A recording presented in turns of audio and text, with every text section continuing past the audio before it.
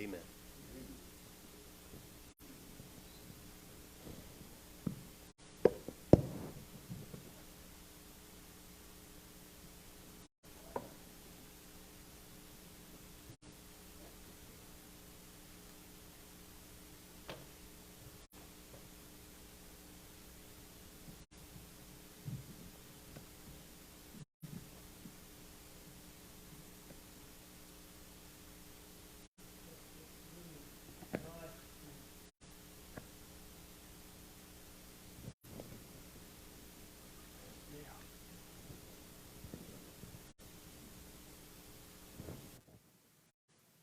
Okay, all right, there we go.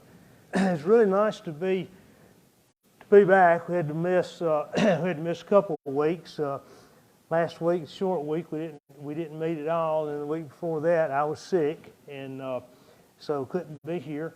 So it seems like it's been a long time because we get used to doing this every week, but that just happens this time of year for sure. Now tonight we're in Genesis 27 in our continuing study of the book of the beginnings. This is session number 34 in the book of Genesis, and we're coming to you from Sulphur Springs Baptist Church in Trussville, Alabama. My name is Rusty Chastain. Now, in Genesis is a very important book to understand as far as understanding the whole Bible. We've gone over some of this before, but I think it's important to remind ourselves, to remind me, and then there may be some that that weren't here when we talked about this before. But the book of Genesis is the first book of the Bible, first of the 66 books of the Bible, 39 books in the Old Testament, 27 in the New Testament. It's also the first of the books of the law. There are 5 books of the law: Genesis, Exodus, Leviticus, Numbers, and Deuteronomy. Moses wrote all 5 of those. Somewhere between the Exodus, which happened about 1445 BC, and his death, obviously, about 1405 BC, about 40 years later. And you can relate that to the 40 years of wandering that the Israelites did in the desert or in the wilderness before they actually went into the land of Canaan.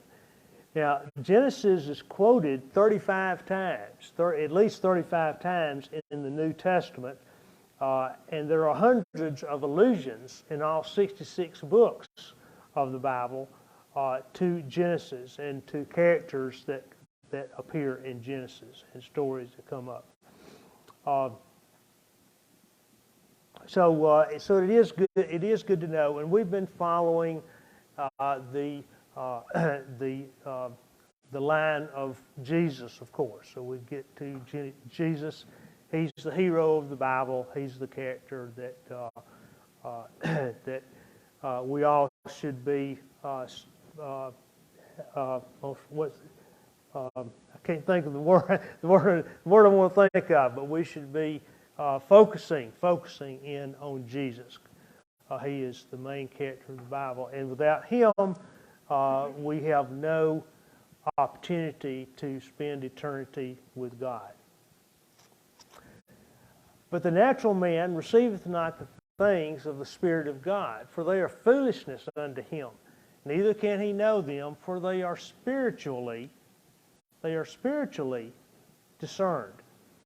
That's become one of my favorite verses over the last several years, because oftentimes I'll be talking with somebody, or maybe you talk with someone about the Bible, maybe in general or a specific passage, and if you're talking with an unbeliever, they might say, well, I just don't see that at all. But then to you or to me as a believer, it's as clear as day. Well, that's the reason. That's the reason, because they're spiritually discerned. The saved person, the person who has the Spirit of Christ, can understand the Bible. Believers do not. Believers do not understand. Now, when we were in chapter 25 of Genesis, we read about the births of Esau and Jacob. Now, just a few questions in review. Who was their father? Isaac. Isaac, the son of promise, exactly. Who's their mother? Rebecca. Rebecca. She sure was. Which of the two was the older? Esau, just barely, just barely. He came out, and Jacob was grabbing onto his heel. Yeah, what Jacob means is heel grabber. Let's see. What did the Lord tell Rebekah about them before they were even born?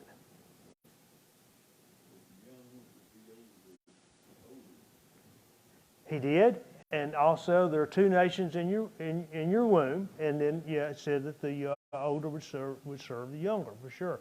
Now, who were the two nations?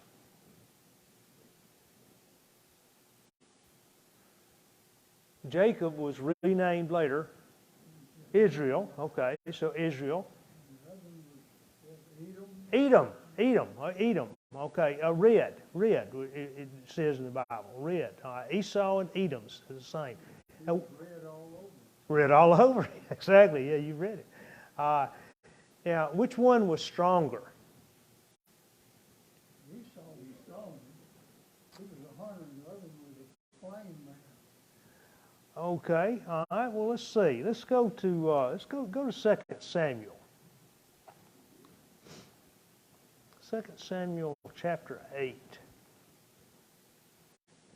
And I don't think I put this on the card, so I'm just going to read it myself. 2 Samuel chapter 8 and verse 14. Verse 14 starts with he, and he, if you go back to verse 13, it tells us that he is David. So David also put garrisons in Edom.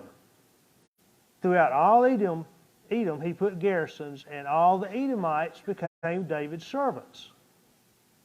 And the Lord preserved David wherever he went. So from a physical standpoint, probably Esau was the stronger because he was out in the field and outside as opposed to Jacob. But in years to come, Israel actually was stronger than Edom at that point. So now, who would be serving whom? Edom would be serving Israel. Edom would be serving Israel. In fact, Edom, which had come to be known as Idumea, ceased to exist when Jerusalem was destroyed by the Romans in AD 70, 40 years after Jesus' crucifixion. And by the way, just kind of an interesting side note is that Herod the Great was in Idumea. So you can see that kind of escalated the tension between the Israelites and Herod the Great because he was not a true Jew. Not a true Jew. He's an Idumean. Now, in the later verses of chapter 25, we read about Esau, or Edom, selling his birthright. Who did he sell it to, and what did he get for it? Bowl of soup, or stew. Yeah, exactly. That's exactly right. What did he got it for? Jacob. Yeah, from Jacob. So one more question now. Which one of these two boys will continue the line of Jesus Christ? Jacob. Jacob, because he fathered the 12 sons who became the heads of the 12 tribes of Israel. Exactly. So that answer is Jacob, of course. Now, let's go to Matthew. Go to Matthew 1 this time.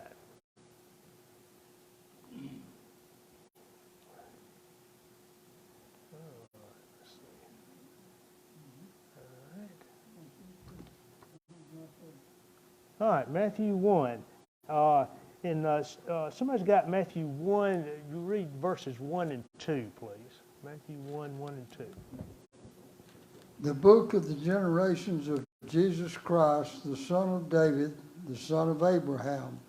Abraham begot Isaac, and Isaac begot Jacob, and Jacob begot Judas and his brethren. Mm-hmm. Okay. So Judah, or Judas in the translation Mike read from, Judas, but Judah might be in your translation, is in mine. So Judah is going to be showing up pretty soon. So we need to be looking for Judah in the book of Genesis. He's going to be showing up here pretty soon. Now think back to our study in the, so before we do that, go to Luke 3. Luke 3. Now you remember there are 4 gospel accounts, Matthew, Mark, Luke, and John, but only 2 of them include description of events that took place around the birth of Jesus, Matthew and Luke.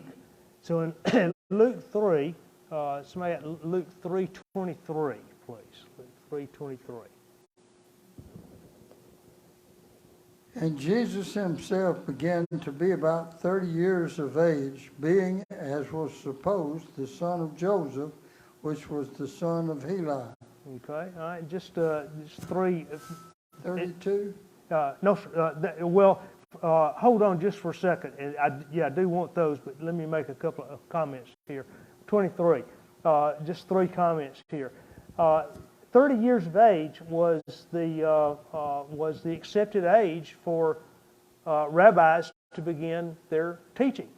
So here Jesus is following the law, or at least the traditional law, when he began his ministry at 30 years of age. And you note that Luke has in parentheses, as was supposed, being as was supposed the son of Joseph. He was not the son of Joseph, but he was supposed from a human standpoint to be the son of Joseph. And the son of Heli, Heli was actually the father of Mary, the father-in-law, because the men were put in the genealogies. All right, so now if you would read 32 through 34, Mike.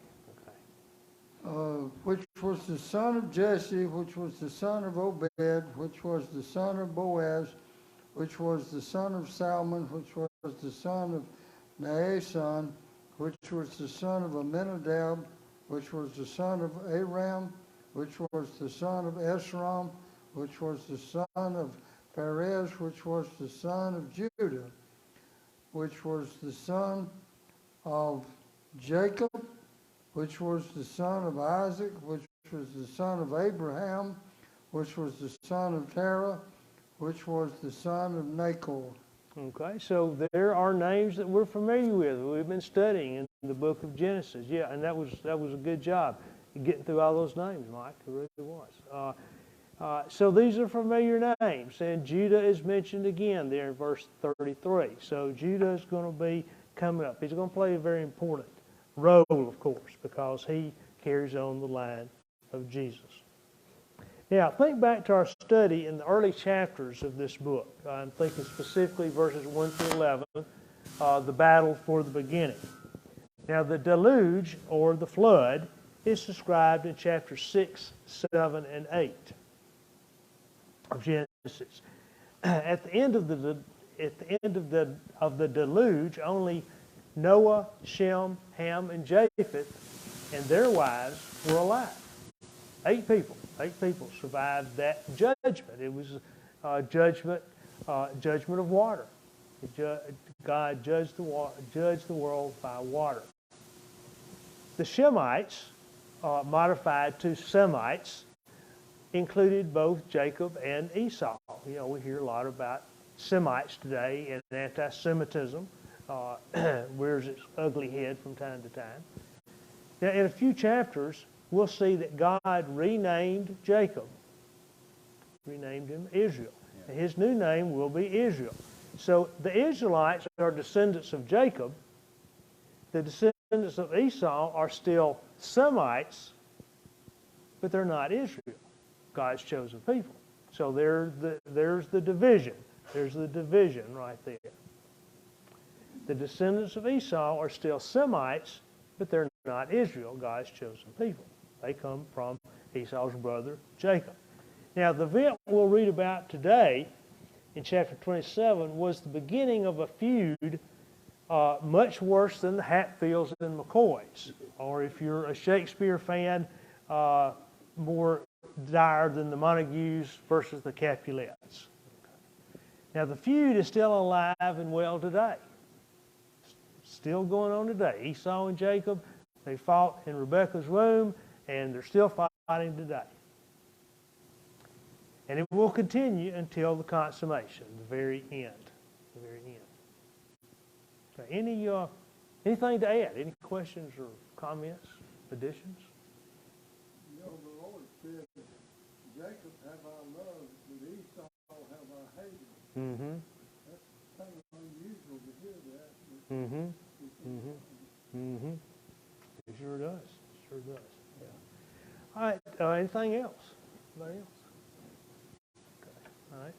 Now we're going to do this a little bit differently tonight because this is a long chapter, and I think it's important that we that we read it all. I know it's important that we read it all because it's God's Word. But I have very limited comments. I will make a few as we go along. But mainly we're just going to read and follow the reader as we read through 27. I've broken this chapter into 5 sections, so hopefully everybody wants to can read. And as each section is completed, please interject a question or comment, add anything that you'd like to at that point. That would be the best time to do it. And we should have more than enough time to get all that done. So without any further ado, 27, first section is verses 1 through 10. Genesis 27, verses 1 through 10. And it came to pass that when Isaac was old and his eyes were dim, so that he could not see, he called Esau his eldest son and said unto him, My son. And he said unto him, Behold, here I am.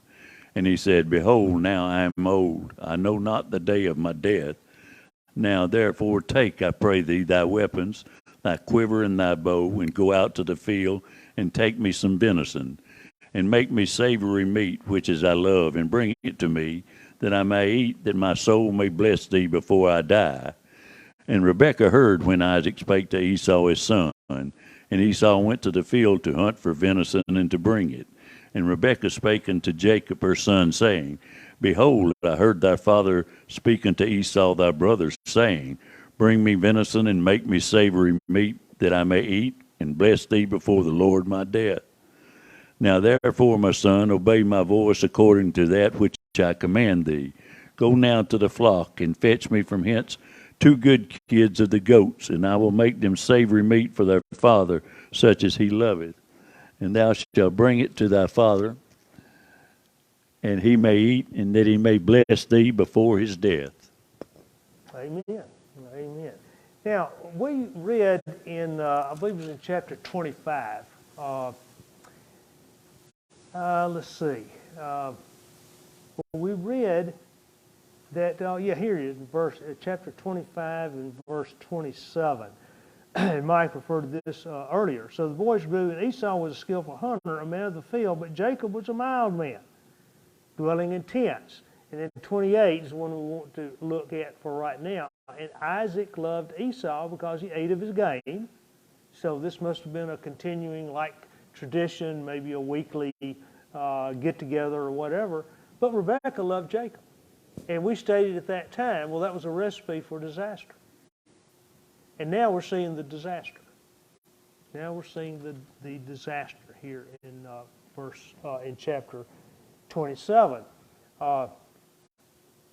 Isaac planned to bless his eldest son Esau while they had this tradition of eating together after Esau had killed game and had cooked it for him. So he had his favorite son, but then Rebekah heard what was going on, in the tent or whatever, but she heard what was going on. She was listening, according to verse 5. When Isaac spoke to Esau, his son, and she said, "Oh no, well no, we're not going to do it that way." So she kind of intercedes and spoke to Jacob, her favorite son, going back to that verse in chapter 25, and said, "We'll go get a couple of kids from the goats, from the flock, and I'll fix them up, I'll cook them up, and then you'll take it to your father, and he can eat it, and he can bless you." Said he can't see, so we're just going to take advantage of it. Wouldn't you think the father would know the difference between a kid's taste and a venison? Well, I would think so. But apparently Rebecca knew how to fix it so that. Maybe he was old enough that he didn't. If it was a female that she made, it wouldn't be strong. Uh-huh. May not have been able to tell the difference. I see. Yeah, but well, that's a great point. But that really it's not brought up here. But we are going to see some interesting things about how they tricked him. Now, we're starting to understand here why Jacob is called a deceiver. Why Jacob's a deceiver.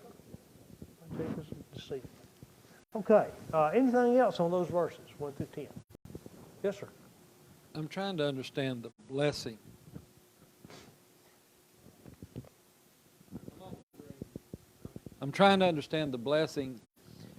Again, is this blessing the birthright blessing, so he's entitled to all that his father has, basically?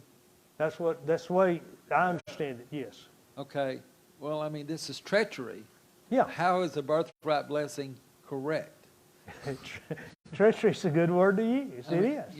It's deceitful, it's treacherous, it's undermining. Uh-huh. It's not what the father wanted, desired. And I realized later on that everybody kind of run away, but it doesn't seem like that should have held up. You know what I'm saying? No. The Bible says that man looks on the outward appearance, but God looks on the heart. Right. Yeah. So if he knew Esau's heart and he knew Jacob's heart, he knew which one did the right thing. Yeah. Now, that's a good point.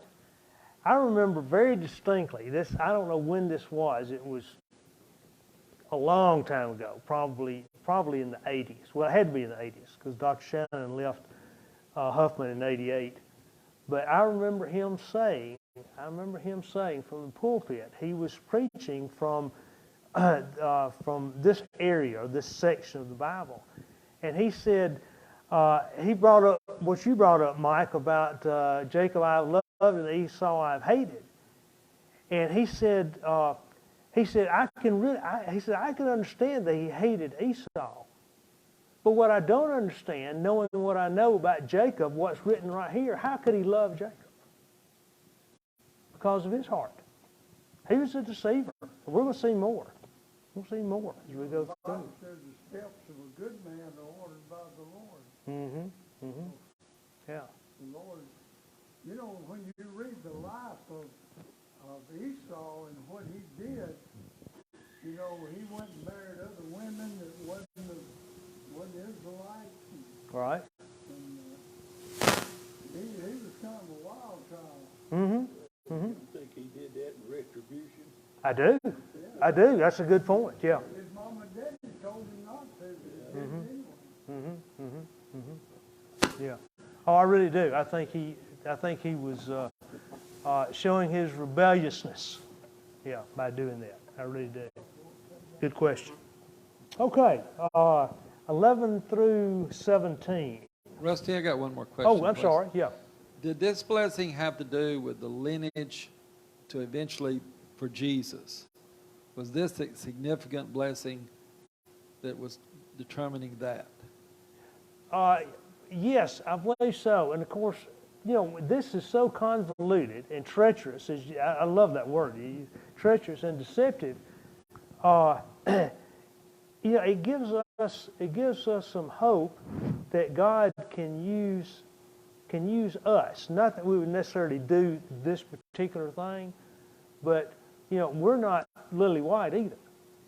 And God was in control of all this while it was going on. We see Esau's doing this. Rebecca came in and said, "Oh well, let's fool your father. Let's fool, and we'll be treacherous and fool him." And we see all this, but God is still in control. He's still maintaining this. God's plan was for Jacob to father the 12 tribes of Israel. But even this this manipulation by these family members, it's hard to understand. But God used it anyway. Yeah, that's a good question. But in reference to your question about the line of Jesus, the line of Jesus come in. Isaac knew all about the Abrahamic covenant from his father, and he knew that he would be that Isaac would be part of that line. I mean, he remembered when he was going to be sacrificed, and he wasn't sacrificed in Genesis 22. So there had to be a lot of questions in his mind too, I believe, at that time. Very odd. All right, 11 through 17, please. And Jacob said to Rebekah his mother, Behold, Esau my brother is a hairy man, and I am a smooth man. My father probably will feel me, and I shall see him as a deceiver, and I shall bring a curse upon me, and not a blessing. And his mother said unto him, Upon me be thy curse, my son. Only obey my voice, and go fetch me them. And he went and fetched and brought them to his mother, and his mother made savory meat, such as his father loved.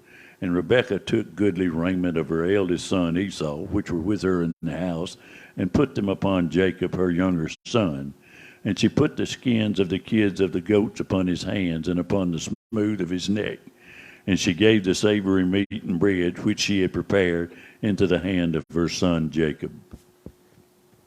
All right, so they've already conspired to cook Isaac's favorite meal and give it to him, and while he's playing like he's Esau, but Jacob thinks, well, Isaac will feel my hands. He'll feel my hands and maybe feel my neck, and he'll know. Then he'll know that I'm Jacob and I'm not Esau. So Rebekah says, "Oh, don't worry." So I've got that planned out. So I've got that covered. So we're just going to put skins on you, and then if he feels of you, then he'll feel those skins, and he won't know any different.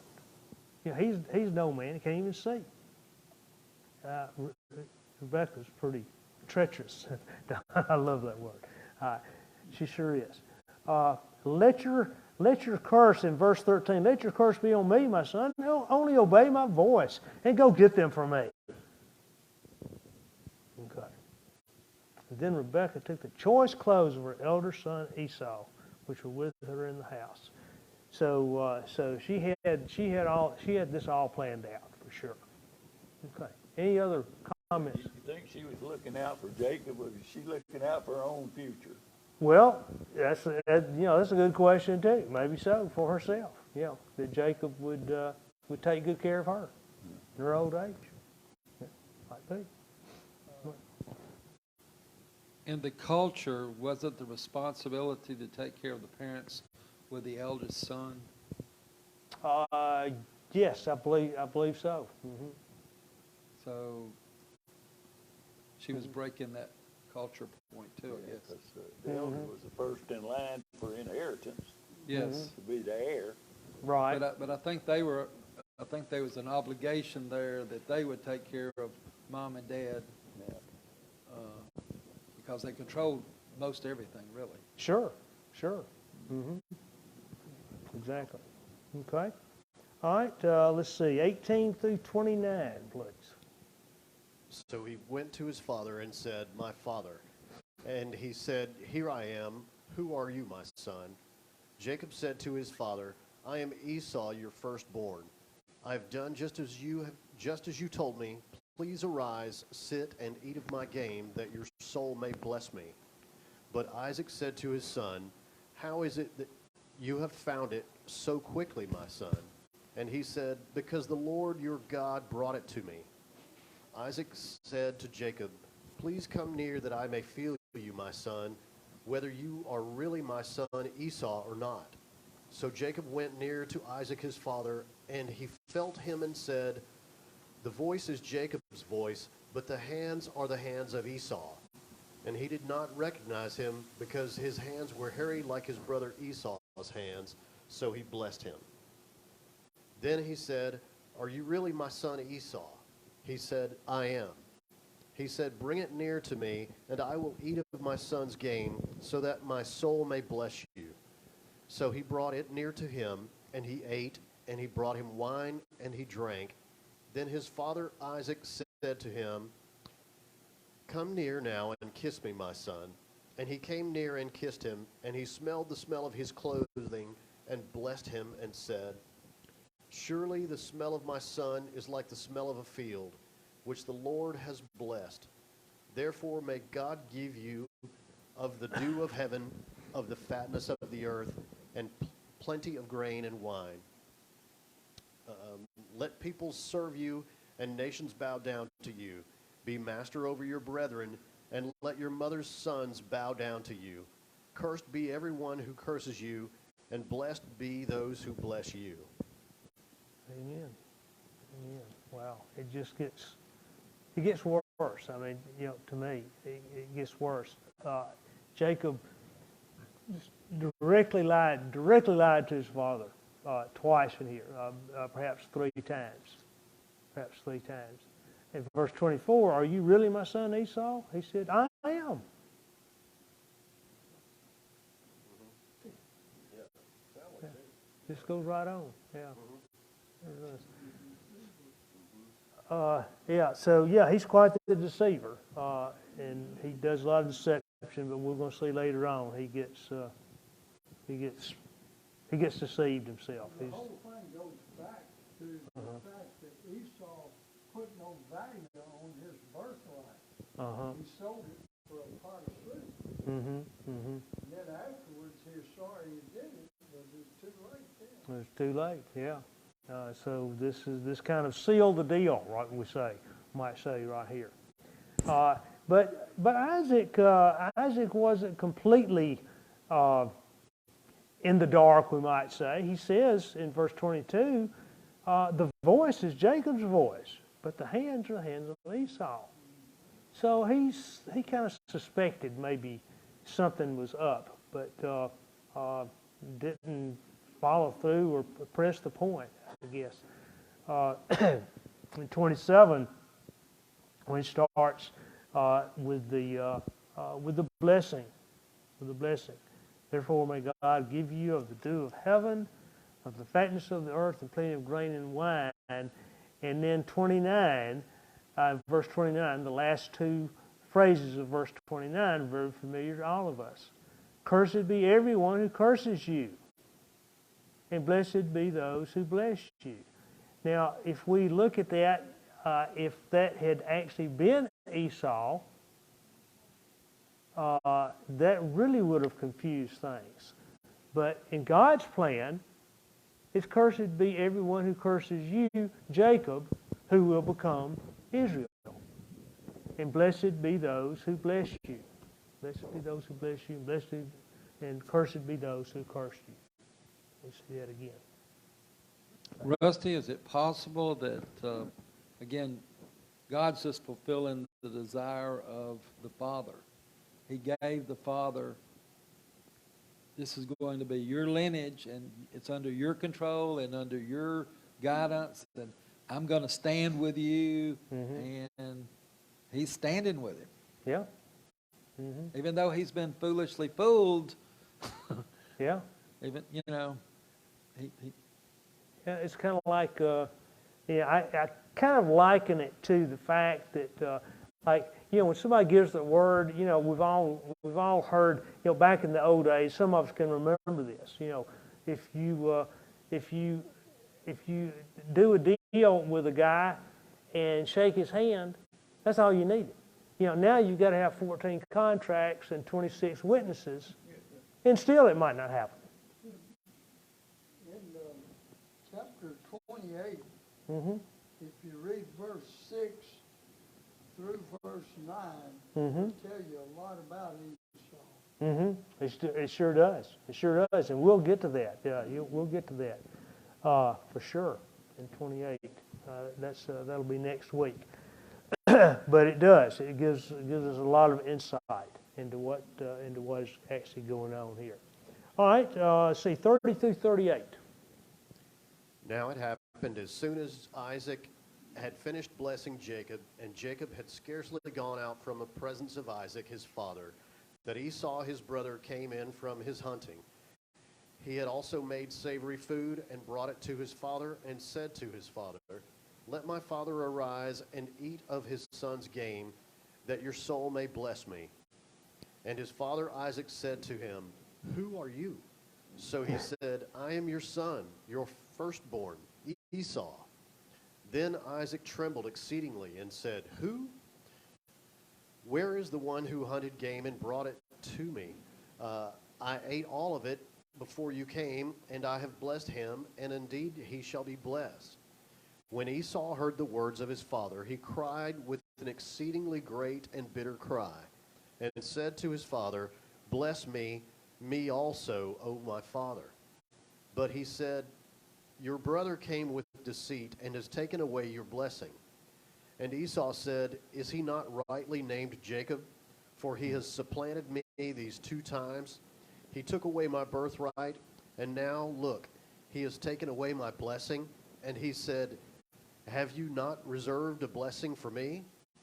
Then Isaac answered and said to Esau, "Indeed, I have made him your master, and all his brethren I have given to, Indeed, I have made him your master, and all his brethren I have given to him as servants. With grain and wine I have sustained him. What shall I do for you now, my son?"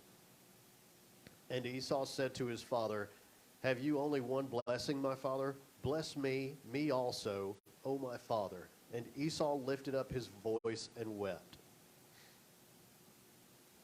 Okay. All right.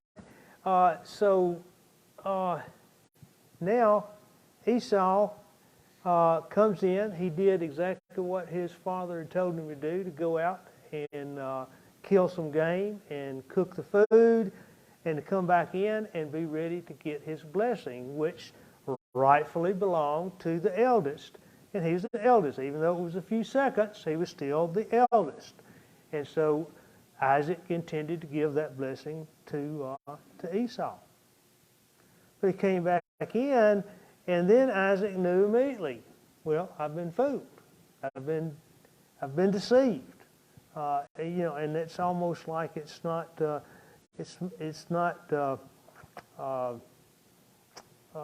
dramatic enough to say in 35, your brother came with deceit. It's how low can you go type thing. And it's taken away your blessing. Well, is he not rightly named Jacob? Jacob means deceiver. So Esau said, well, do you have a blessing for me? Well, he did have a blessing for him, which we see right here, but he'd already given the blessing to the firstborn to the wrong guy, we'll say. But he maintained, well, this is, I made a mistake, I was deceived, but the deed's been done. Nothing I can do about it now. But again, this is in God's plan. Even all this deceit is going on. In verse 39, then Isaac his father answered and said to him, "Behold, your dwelling shall be of the fatness of the earth, and of the dew of heaven from above." This is similar to verse 28 that we read a minute ago. "By your sword you shall live." Now this changes here. By your sword you shall live. Now it's interesting that, and Mike had pointed this out earlier, Esau was a hunter. He was a hunter. So verse 40, by your sword you shall live, and you shall serve your brother. You shall serve your brother Jacob. And it shall come to pass when you become restless, which all the descendants of Esau are restless, that you shall break his yoke from your neck. And at certain periods of time in the history of Israel, Edom was able to overcome Israel. But from an overall standpoint, Israel won, we might say, because as I mentioned in the opening comments, that Edom does not exist anymore. It ceased to exist in 70 A.D. Anything to add? Was it a law or just a standard that a father could only give one son or just one blessing? Well, apparently in this case, it was. Yeah. Now I don't know, about the rest of the culture, but about the inheritance. But the thing that's kind of singular about this is that this is the only Jewish family that's in the land of Canaan right now. They're the only ones. Yes, sir. Could I ask you a question? Sure. Do you see any parallel between Jacob loving his wife, he didn't get Leah, but he got Rachel, Mm-hmm. and he loved Rachel. And when you look at how God loves Israel and how he feels about the Gentiles, Mhm. he said, he loved Jacob. But, I see a parallel there because Leah had a lot more children, and they was not the one that he loved the most, but yet they were the greatest amount. Mhm. And the same thing you see when you look at the country of Israel and how they did, and then how, they did with the Gentiles. Mm-hmm. Mm-hmm. Mm-hmm. It's kind of a parallel almost. I see what you're talking about.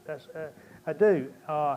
And when we get to that passage, when Jacob and Rachel, we'll discuss that. And Leah, by the way, was the mother of Judah, who continued the line of Jesus. Yeah, and we'll note that later. Thank you for bringing that up. All right, so let's look at these last verses right here, 39 through 46. Finish up the chapter. Okay, you read 39, 40. I did, yeah, You want me to read and start 40, with 41? yeah. Or, okay. And start at 41. That'll be fine. And Esau bore a grudge against Jacob because of the blessing with which his father had blessed him. And Esau said to himself, the day of mourning for my father are near, then I will kill my brother Jacob. Now when the words of her elder son Esau were reported to Rebekah, she sent and called her young son Jacob and said to him, behold, your brother Esau is consulting himself concerning you and planning to kill you. Now therefore, my son, obey my voice and arise, flee from Haran to my brother Laban. Stay with him for a few days until your brother's fury subsides. Until your brother's anger against you subsides and forgets what you did to him, then I will send and get you from him. Why should I be bereaved for you both in one day? Rebekah said to Isaac, I am tired of living because of the daughters of Heth. And Jacob takes a wife from the daughter of Heth, like these from the daughters of the land. What good will my life be to me? Amen. Yeah. So that it at least partially answers the question that came up a little while ago about, why did Esau take these wives from the land there in Canaan? Well, I think really it was to be rebellious. He said, well, I'm going to do what I want to do. I'm going to do what I want to do. I think that's part of it. Now, it's interesting here. So Esau knew, in fact, they all knew that Isaac would die soon. He would die soon, and we'll see later that he does. All right. And the days of mourning for my father at hand, then I will kill my brother Jacob. So he's going to wait until Isaac dies. Then he's going to kill him. And the words of Esau, her oldest son, were told to Rebekah. And so she said, you're going to have to get out of Dodge, so to speak. And now, therefore, my son, obey my voice, flee to my brother Laban and Haran. Now, you remember Haran. Haran is to the north, and that's where Terah's family, or Abram's family, lived, or that's where they were when Abram and Sarai and Lot came down south into Canaan. So he's going back there. The family's still there, and we read some of that before in one of the chapters. I can't remember which chapter right now. But stay with him a few days, she says, until your brother's fury turns away. Now, this I don't think would go away in a few days. That's kind of an interesting comment right there, a few days. Until your brother's anger turns away from you, he forgets what you've done to him. I don't think you're going to forget. Now, why should I be bereaved also of you both in one day? So she's concerned, Esau wants to kill Jacob, and so I don't want to lose both of you here at the same time. In verse 36, I'm weary of my life because of the daughters of Heth. Because if Jacob takes a wife of the daughters of Heth, which he didn't, like these who are the daughters of the land, what good will my life be to me? So she's aware enough of the Abrahamic covenant to know that they're not supposed to intermarry with these Canaanites, the ones that are in the land at this particular point. Could that have been the driving ploy that she had all along, is to keep the purity of their family? It could be. Could be. I hadn't thought about that. But that could again, be. I just see it even today. People are getting married, and she's just not on the right side of the track. That's right. Yeah. So family and how family comes together, and again, there was rules governing what was taking place in their faith. Mm-hmm. You just didn't cross those lines. Mm-hmm. Even the tribes later on could not enter marriage. They Mm-hmm. So I'm just thinking this is all the groundwork for all of that. Supposed to be pure. Yeah, well, it is. Yeah, you're exactly right. That's the reason the book of Genesis is so important to our understanding of the rest of the Bible. Mike? Esau knew that his mother and daddy didn't want him to take a daughter from the one he did. Mm-hmm. And the wives that he took from the ones that he got were Ishmael's descent, which were not Jewish. Ishmael's mother was Egyptian, Whose mother? Ishmael. Ishmael's mother. Yes, Hagar. Yes, exactly. Yeah. Mm-hmm. And that was the descendant that Esau went and married. Mm-hmm.